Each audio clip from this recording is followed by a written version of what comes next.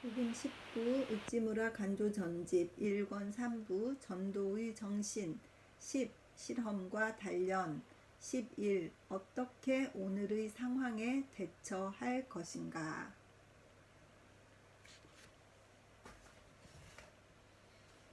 잠시 기도하겠습니다. 여기는 제가 이름 지은 풀립 녹음실입니다.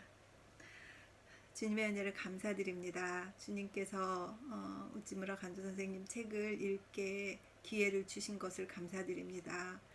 책을 구할 수 있게 해주셔서 너무 감사드리고, 사실 두려워서 읽지 않고 거의 1년 가까이 책장에 꽂아 두었었는데, 주님께서 마음을 주시어서 읽기 시작하고 나서부터 저의 신앙이 넓어지고 저의 이해가 점점 깊어지는 것을 느끼게 되어서, 주님께서 미리 준비하신 이 책을 왜 진작 읽지 않았던가 생각될 때가 있었습니다. 주님, 리딩을 녹음하기로 결정한 그 사실도 너무 주님께 감사드리고, 주님께서 그 아이디어를 주신 것도 너무 감사드립니다. 제가 다시 듣고 하면서 너무나 은혜를 받습니다. 아버지, 제 한 가지 소원, 하나님이 주신 소원, 이 리딩을 듣는 언제 어디서 세상의 어떤 한 형제라도, 한 자매라도 저와 같은 느낌으로 이 책의 내용을 알 수 있기를, 그들의 신앙의 질문에 대답이 되기를, 그들의 신앙의 길에 어떤 가이드가 되기를 바라며 기도드립니다. 제가 세상에 태어나서 가장 좋은 일을 하는 것 같습니다. 주님 감사합니다. 이 리딩 가운데 함께하여 주시옵시고 축복하여 주시옵소서. 예수님 이름 받들어 기도드렸사옵나이다. 아멘. 너무 행복합니다. 실험과 단련.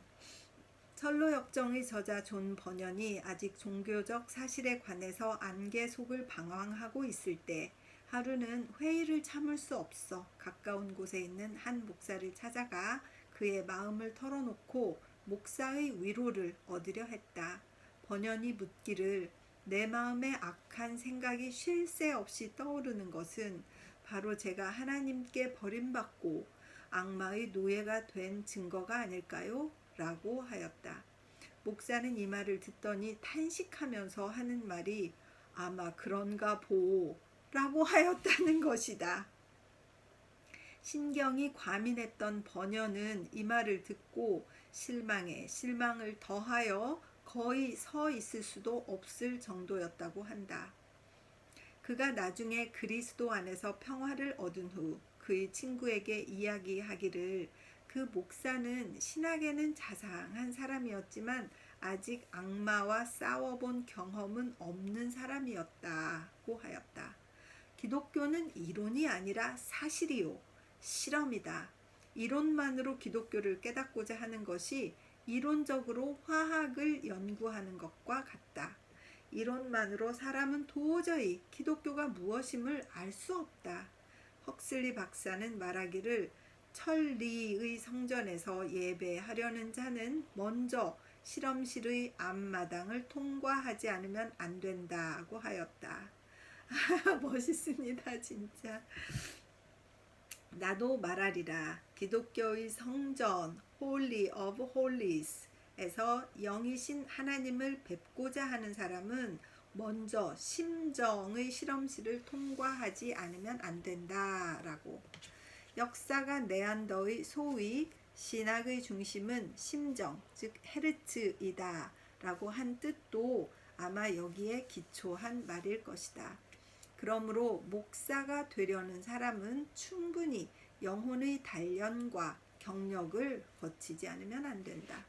비록 성서를 통달했다 해도, 역사와 과학을 모조리 파악했다 해도, 그의 신학이 가장 새롭고 가장 천리에 맞는 것이라 해도, 그에게 만일 악마와의 경험이 없고 그리스도의 피로써 죄악을 씻김받은 실험이 없고, 직접 하나님의 음성을 들은 적이 없고, 심령의 쓰디 쓴 잔을 마셔본 적이 없고, 우주에 충만한 하나님의 사람으로 말미암아 자기의 무한한 죄악을 사함 받음에 있어서 마음속으로부터의 심오한 찬송가를 하나님을 향해 부른 적이 없다면 그는 아직 하나님의 전도자로서 하나님과 사람 사이에 서서 죄악으로부터 인류를 구할 자격과 준비를 갖추지 못한 사람이다.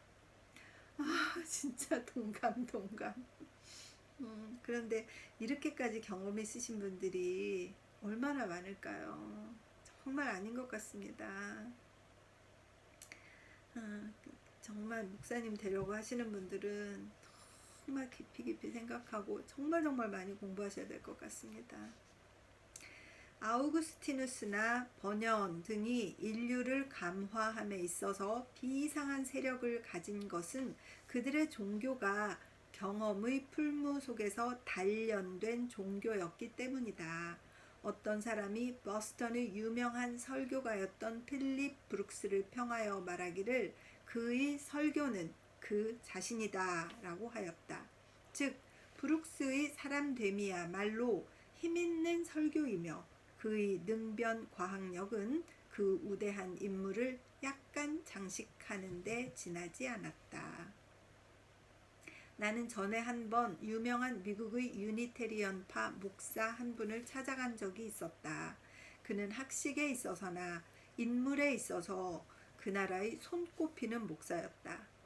화제가 종교에 관한 것으로 번져 나중에 유니테리언파와 정통파의 비교로 옮아갔다. 항상 이렇게 그는 박식 정대한 사람이므로 내 신앙에 대해서 존경하는 태도로 대했고 나도 평소에 그의 명망을 존경하는 처지였으므로 공손하게 그의 말을 듣고자 하였다.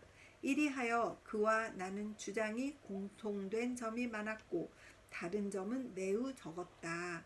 다만 한 가지, 나와 그는 다른 세계의 공기를 호흡하고 있다는 것을 발견하였다. 나는 그에게 물었다. 당신의 주장에는 내가 신복할 점이 많습니다. 다만 한 가지, 내가 만족할 수 없는 것이 있습니다. 내 마음에는 지울 수 없는 죄가 있습니다. 내가 눈을 감아 이것을 보지 않으려 해도 죄는 나를 추적해 마지 않습니다. 나는 이 같은 경험이 어쩌면 나의 신경이 약한 탓이 아닌가 생각해 보았지만 이 같은 고통으로 괴로워하는 사람이 나만이 아니고 여러 유명한 종교가도 똑같은 경험을 하고 있는 것으로 보아 이것은 반드시 나의 망상만은 아닌 것 같습니다. 유니테리언파에서 속죄설에 중점을 두지 않은 것을 나는 이해할 수 없습니다. 라고 하였다.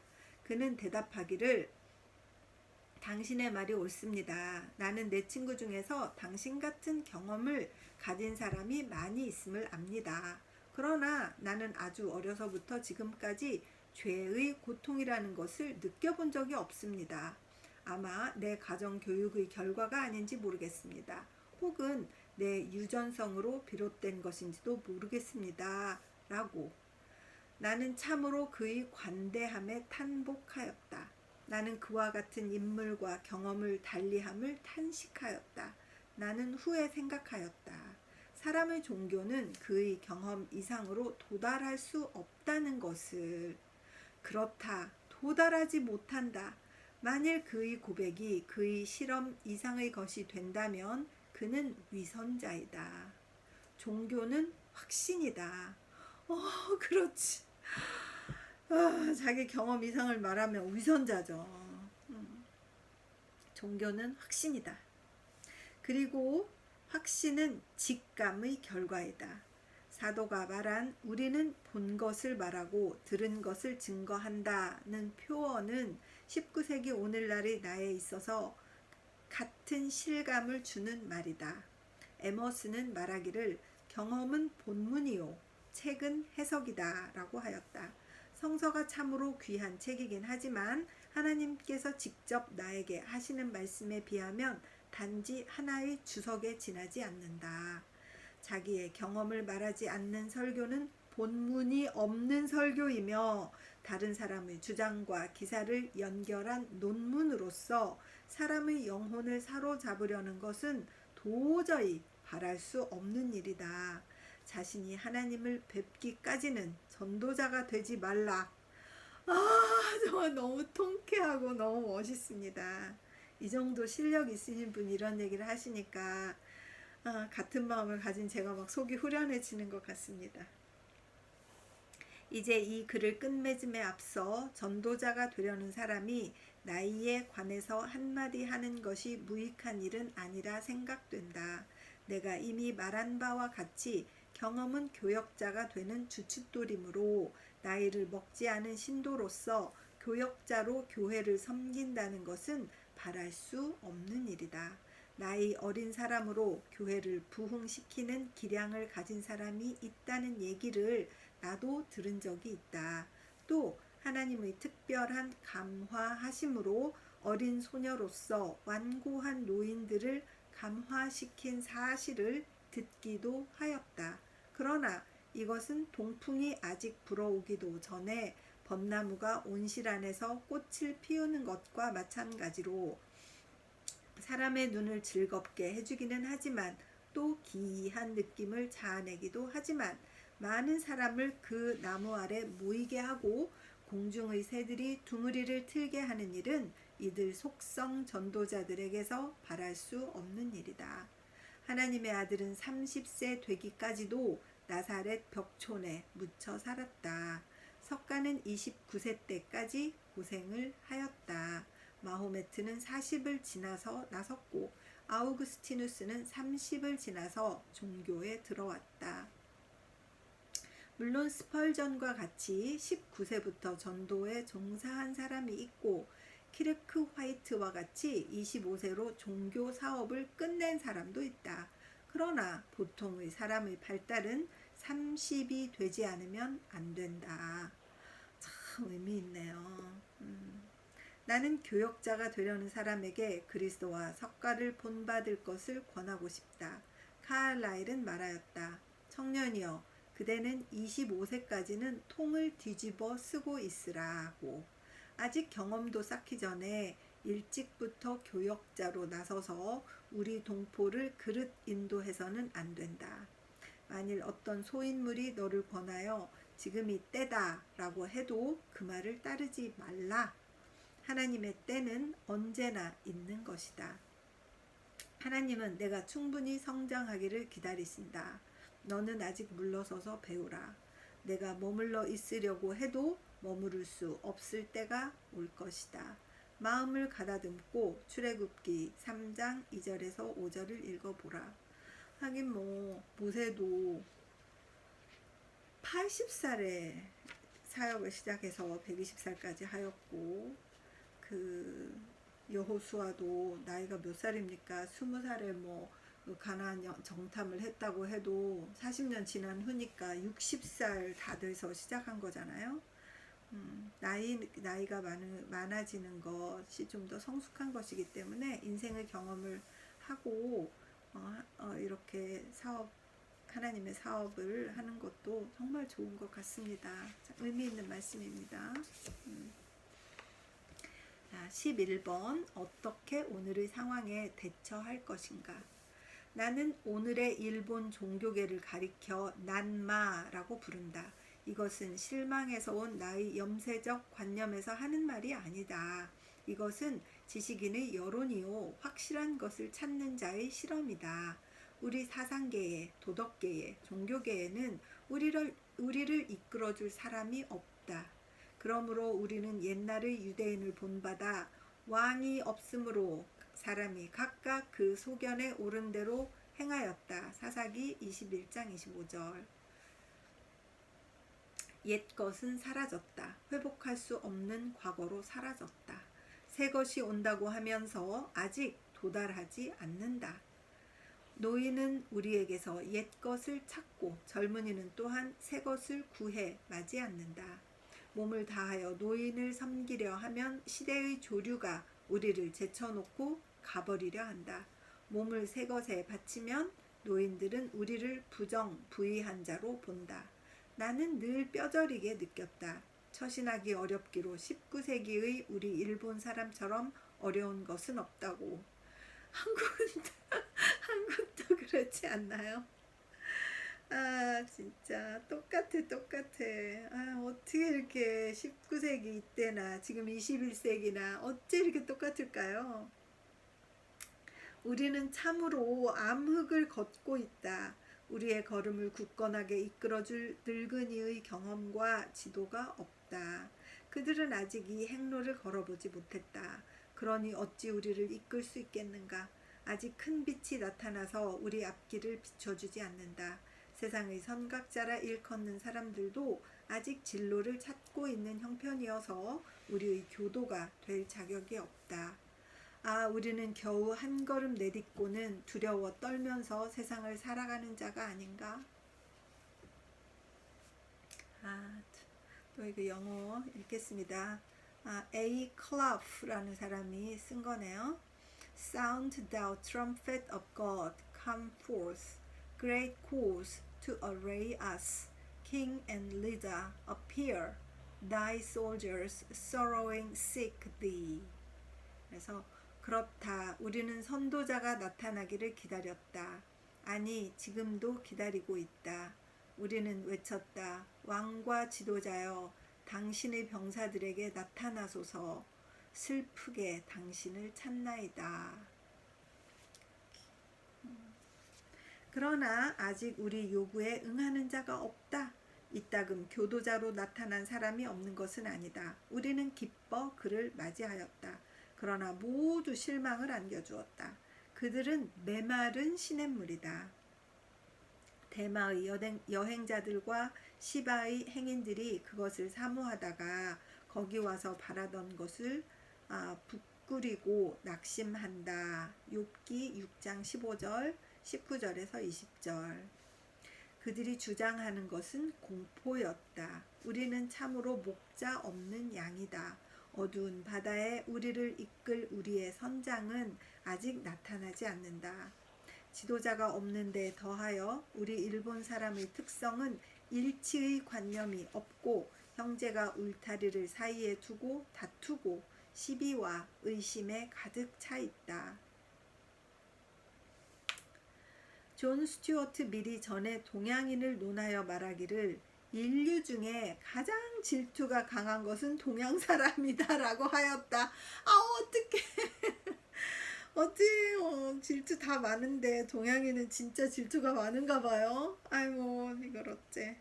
그는 또 스페인 사람을 동양 사람에 비해 말하기를 그들은 질투로서 영웅과 거인을 추적하여 그들의 생애에 신산을 가하고 그 성공의 진로를 방해하기를 일삼았다라고. 나는 우리 일본 사람의 결점을 지적받는 것을 좋아하지 않는다. 우리도. 그러나 그와 같은 비평을 받고도 변호할 수 없음을 어찌하랴. 아이고 주여. 상업가는 말하였다. 우리나라 무역업자들이 늘 그 시장에서 실패하는 일이 많음은 그들에게 결합심이 없기 때문이라고. 우리가 천시에 맞지 않는 중국인들이 전국적으로 잘 결탁하여 외국 상인들과 대항해 나가는 모습은 우리 자신에게서 찾아볼 수 없다. 한국은 일본이랑 더 가깝나 봐. 그러면 진짜 그죠? 좀 비슷하지 않을까요? 저만 그렇게 생각하나요? 여러분은 어떠십니까? 어느 외국인은 말했다. 일본 사람은 자기 나라 사람을 믿지 않을 뿐 아니라 심지어 고륙의 형제까지도 믿지 못한다고. 나라는 당파로 갈라지고 당파는 수령에 따라서 각기 기치를 달리하고 한 깃발 아래서도 화합할 수 없는 원한과 적의가 있다고. 이를 따라서 합하고 이를 따라서 갈라져서 하나의 주의로 우리를 총괄하여 승리의 전장으로 이끌어가는 따위 일은 우리 가운데서 찾아볼 수 없다. 한국 더한 것 같아. 자꾸 일본 사람들하고 좀 닮아졌나? 어떻게 이렇게 일본 사람 같이 똑같지? 이런 생각이 막 듭니다. 우리에게는 회의가 있을 뿐 확신이 없다. 우리에게는 호소할 불평만 있고 세상에 나타내 보일 환희와 만족이 없다. 우리는 이미 모든 것을 부정하였다. 즉 불법은 믿을 것이 못된다. 유교는 이미 진부해졌다. 기독교는 국가에 해롭다. 등등. 부정의 소리는 사방에 가득 차 확고한 정의를 얻을 수 없다. 우리의 생각치고 어느 하나 부정하지 않은 것이 없고 우리의 영원한 희망으로서 채워진 것이 하나도 없다. 우리는 바람으로 키워지고 있다. 우리의 의견이라는 것은 모두 소극적이다. 우리의 경건을 일으킬 만한 사람도 거의 없다. 우리가 숭배할 영웅도 없다. 우리는 바다에 널려있는 고도와 같다.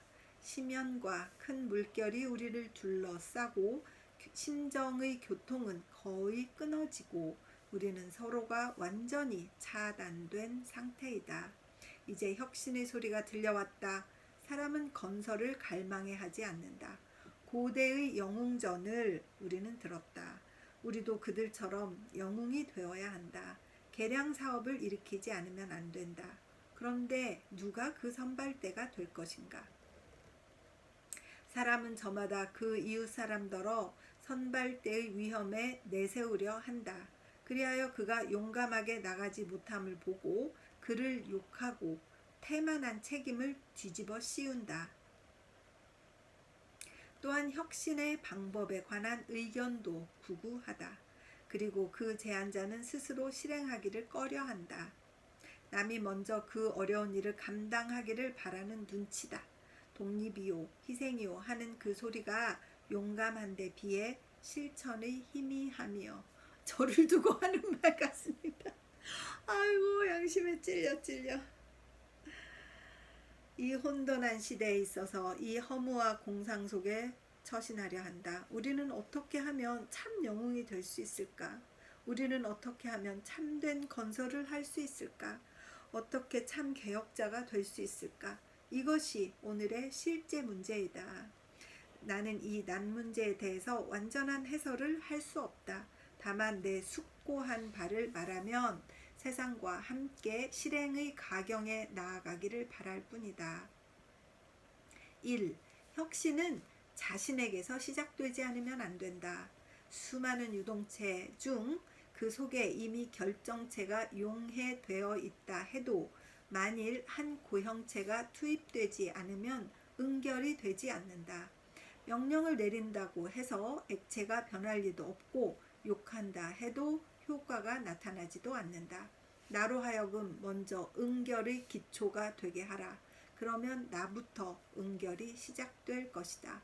나로 하여금 만유의 토대 위에 서게 하라. 그러면 주위는 스스로 따라와서 나를 따라 정렬하게 될 것이다. 이것이 혁신 산업의 대비결이다. 개혁가의 특징은 그들의 침묵에 있다. 영웅은 늘 세상이 요구하는 것이요 그들 자신이 세상을 요구하는 것이 아니다. 에머스는 말하였다.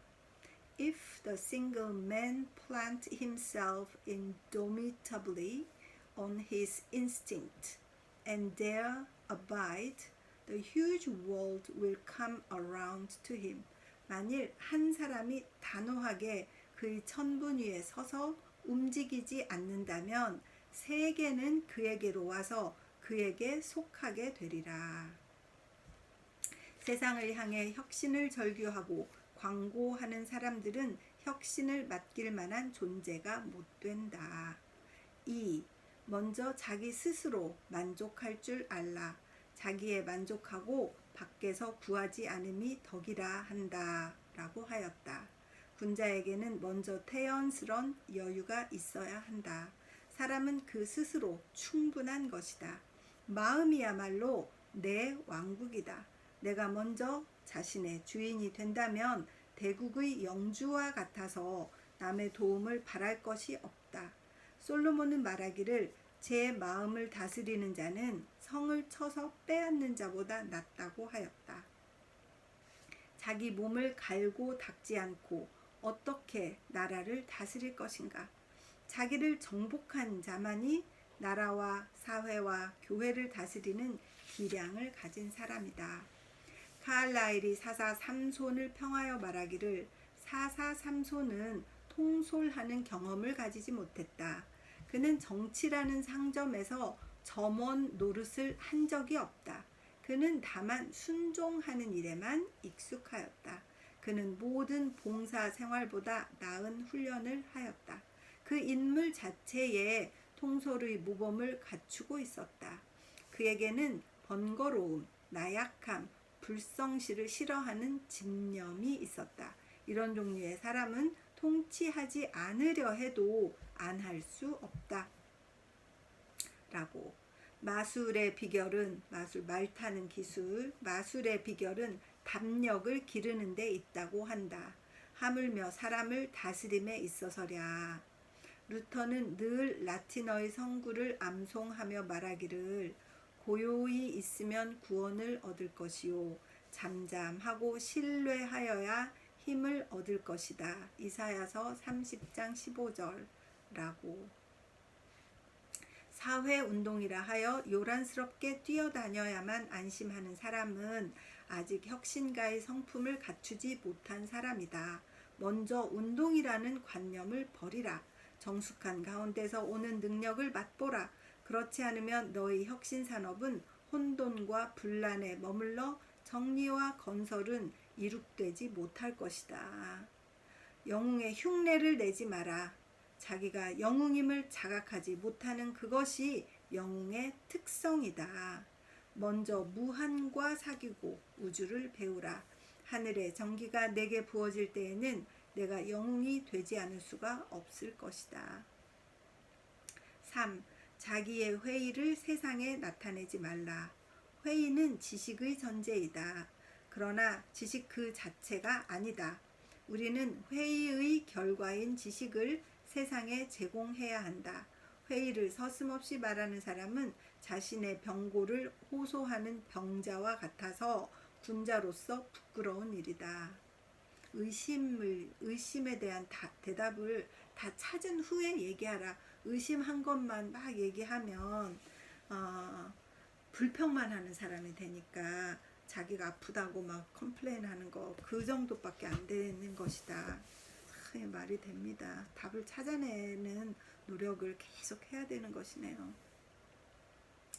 보통 사물에 있어서도 우리의 의문되는 것을 마음에 품은 채 그 진위가 확정될 때까지는 입 밖에 내지 않는 것을 의무로 하지 않는가? 하물며 말로써 표현할 수 없는 지극히 높으신 이에 관한 의문에서랴. 그런데 사람은 그 회의를 끄집어내어 토론하고 논쟁하는 것으로 지능의 발전이라고 생각하는 사람이 있다. 이 같은 짓은 나무의 푸른 잎과 가지를 보여주는 것이 아니라 뿌리째 뽑아서 그 추악한 뿌리를 폭로하는 것과 마찬가지이다. 거기에는 활동이 있는 것이 아니라 죽음과 재앙이 있을 뿐이다. 영웅 숭배론에서. 세상에는 너무나 많은 의문이 있다. 새삼스레 내 의문을 여기에 보탤 필요는 없다. 만일 내가 낡은 설을 부정하려거든 먼저 내 마음에 그보다 나은 확실한 주장을 가진 다음에 반박하라. 우주에는 파괴해서는 안 된다는 법이 없다. 그러나 건설의 방도를 마련하지 않고 파괴하는 것은 우주의 도리에 어긋난다. 만일 파괴하려거든 너희 신명을 걸고 이에 종사하라. 시험적으로 파괴하는 것은 가장 부도덕한 일이다. 4. 너희 현재의 직업에 만족하라. 저는 간호사로서 너무 만족합니다. 진짜 만족해요. 더 이상 만족할 수 너무 좋은 직업이에요. 여기서는 전도자의 직업이겠죠. 죄송합니다. 먼저 대사업을 하겠다는 생각을 버리라. 예레미야가 그 제자 바룩을 훈계하기를 내가 큰 일을 경영하려느냐? 그것을 경영하지 말라고 하였다. 우리가 사회의 지도자가 되려고 하기 때문에 우리의 혁신 사업이 성과를 못 얻는 것이다. 우리는 각기 혁신할 구역을 제공받고 있지 않은가? 내가 안심 임명의 자리에 섰다면 먼저 내 가족을 지도하고 내 벗을 교화하라. 내 이웃에게 위로하는 냉수 한 그릇을 주라. 너를 찾아오는 거지에게 선을 베풀지 않고 내 문전을 지나가게 하지 말라. 내게 일하려는 정신이 있다면 현재의 위치에서 할 일이 산더미 같다. 세상을 향해 혁신을 부르짖는 자는 먼저 그 이웃으로부터 혁신을 요구당하지 않도록 힘쓰라. 영웅이나 대자선가들은 그들 자신이 먼저 선량한 남편이요, 아버지요, 벗이요, 이웃이었다. 그런 후에 사회적인 인물이 되었다. 현재를 만족하지 못하는 사람, 눈앞의 폐단을 고치기에 여념이 없는 사람이 아니고는 사회의 개혁을 해낼 까닭이 없다. 5. 비평을 하지 말라. 비평은 사회를 시끄럽게 만든다. 사업의 성공은 정숙을 요한다. 내 스스로가 일할 수 없거든 내 형제를 비평함으로써 그 사업을 방해하지 말라. 그에게 시정할 점이 있다고 생각되거든 직접 그에게 가서 이르라. 혹 편지로 친절하게 충고하라. 성실하게 일하는 사람은 성실한 충고를 고마워한다. 그러나 공중 앞에서 그의 사업을 평하여 비평 문학으로 삼는 것 같은 일은 결코 해서는 안 된다. 네가 시정하려고 하는 그의 사업은 이로써 조금도 유익을 얻지 못한다. 너는 화재가 난 장소에 가본 적이 있는가? 1000명의 구경꾼이 둘러서서 불 속에서 목숨을 걸고 소방 작업을 하고 있는 소방수를 보고 이러니 저러니 시끄럽게 비평하는 광경을 보았는가? 그때 너는 그 구경꾼들이 아무 유익도 주지 못할 뿐더러 무정하고 무자비한 자들이라는 것을 느끼지 못했는가? 그들은 오히려 집안에 틀어박혀 나오지 못함만 갖지 못하다. 그들은 정말 방해물이다. 혁신이 어찌 그런 사람들에게서 비롯될 것인가? 그들은 입을 다물어야 한다. 그들은 펜을 놀려서는 안 된다. 소방작업은 그들이 평하는 것 같은 장난이 아니다. 만일 소방수의 동작에 불평이 있거든 너 스스로 뛰어가서 불 속에 들어갈 일이다. 네가 참 소방수가 될 때까지 함부로 남의 소방수를 비평하지 말라. 어떤 사람이 근래의 비평가를 평하여 울타리 뒤에 숨어서 사람을 겨누어 치는 비겁한 자라 하였다. 혁신을 바라는 너는 이같이 해서는 안 된다. 내가 비평을 좋아하는 것은 내가 부르짖는 혁신이 진실에서 나온 것이 아닌 증거이다. 너 위선을 행하여 사람과 하늘과 사람에게 죄를 범하지 말라. 저는 막 이런 거 읽으면 아멘 막 이런 소리가 나옵니다. 정말 정말 아멘 아멘. 위선을 행해서 하늘과 사람에게 죄를 범하지 말라. 비평 좋아하는 것은 진실에서 나온 게 아니다.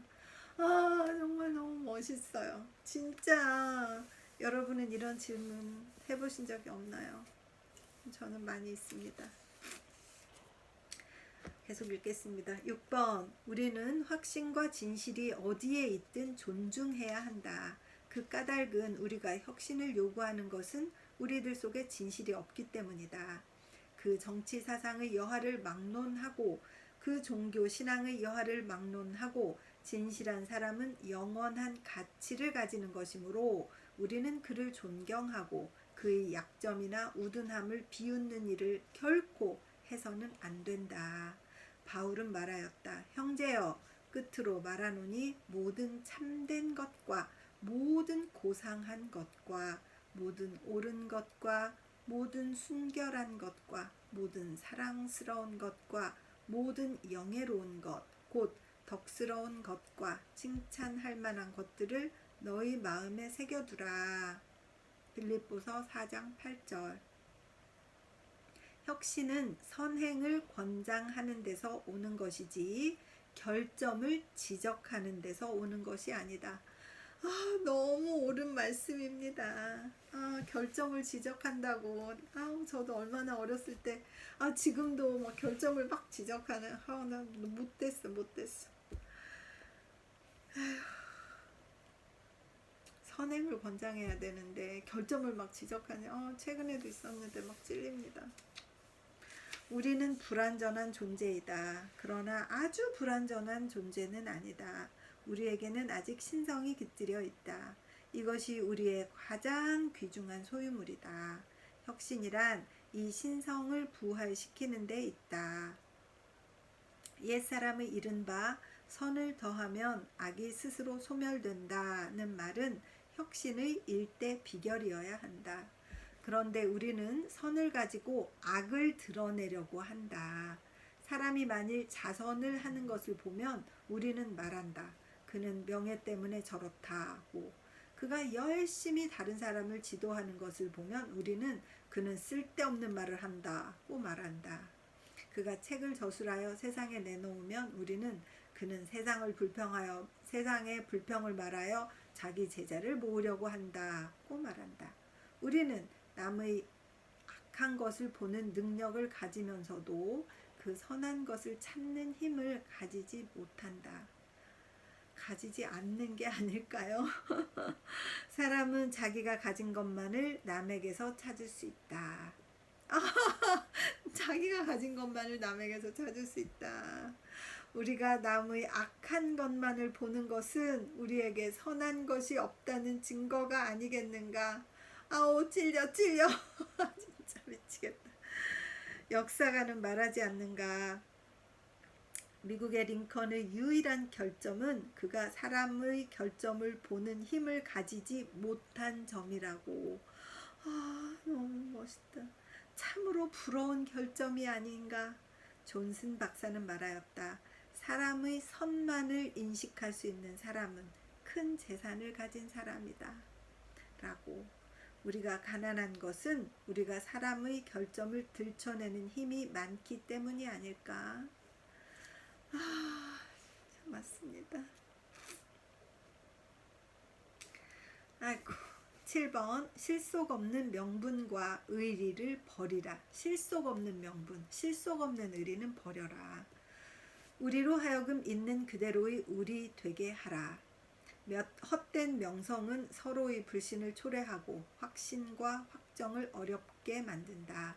먼저 독립의 명분과 의리를 세우고 그 후에 실천하려고 하는 일이나 먼저 허세를 부리고 그 후에 실권을 잡으려 하는 일 따위는 혁신과 건설의 길이 아니다. 실권은 실력을 넘을 수 없다. 이름은 알맹이를 나타낸다. 한쪽에서 힘을 빌려다 다른 쪽을 향해 독립을 자랑하는 일이나 외국인한테서 급료를 받으면서 명분으로만 그 장이 되고 주가 되는 일 따위는 나약과 부패의 큰 원인이다. 우리가 가장 약할 때는 헛된 것을 쥐고 허세를 부리는 때다. 우리는 외견상의 파괴를 두려워하지 않는다. 넘어질 것은 넘어져야 한다. 든든한 집은 반석 위에만 설 수 있다. 사실을 명백히 하고 명시를 바르게 함에 있어서 넘어질 것은 넘어지는 것이 좋다. 혁신의 첫걸음은 명시를 분명히 하는 일이다. 이것을 하지 않고 개량 발전을 재창하는 것은 다 쓰러져가는 낡은 집에 2층을 올리려는 것과 같다.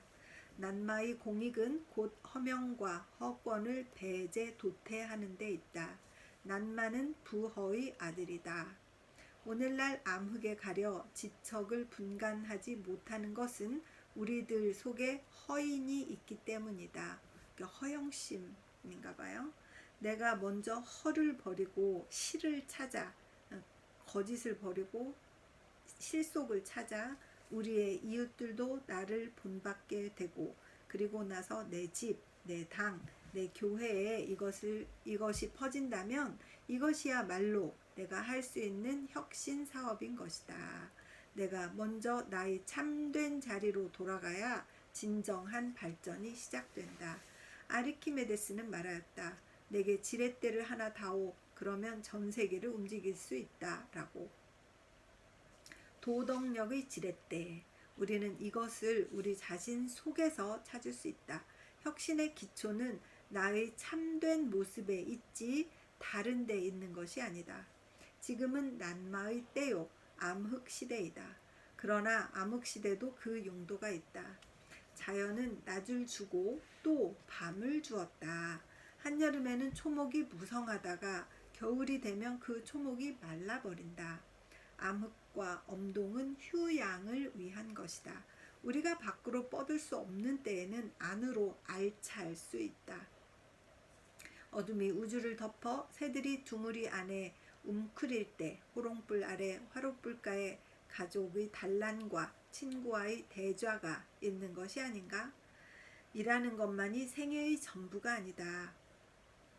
찬바람이 가지를 몰아치고 눈설이 깊어 꽃잎이 사람을 즐겁게 하지 못하고 숲이 엉성할 때 이것이 초목의 뿌리가 깊어지는 때가 아닌가?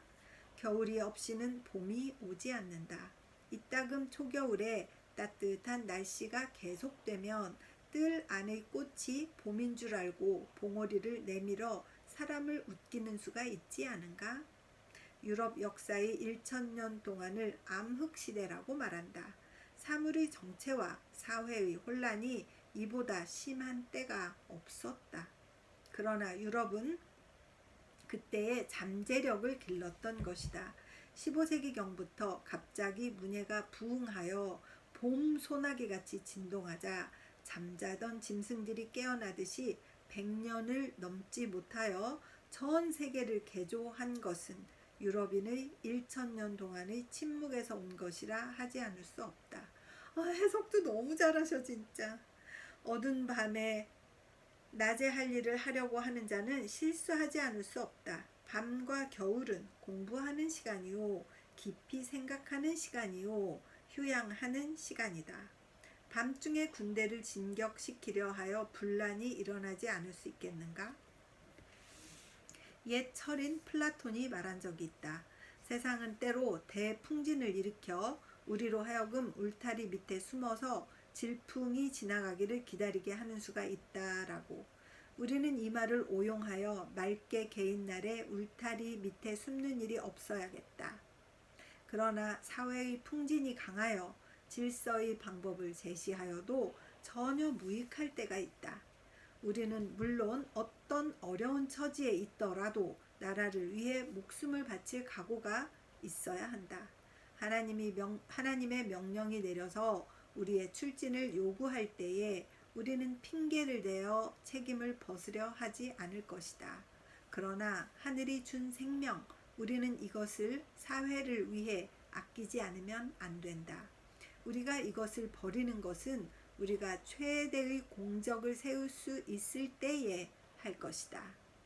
난군 속에 몸을 던져 개죽음을 하는 것 따위는 결코 하지 말아야 할 것이다. 존 호울 박사가 말하기를 나에게 만일 10년의 생명이 있다면 9년은 공부하고 1년은 일하리라고 했다. 대기는 만성을 요한다. 지금이 나설 때다. 지금이 기회다. 라고 외치면서 젖비린내 나는 청년들을 부려 정치나 전도에 나서게 하는 사람은 하늘이 준 복을 기왓장처럼 깨버리는 일이다. 때는 언제라도 있는 것이다. 기네우스는 말하기를 죽음은 마음이 의를 향할 때 정해지고 삶은 백녀의 질을 다한 가운데 온전케 된다라고 했다.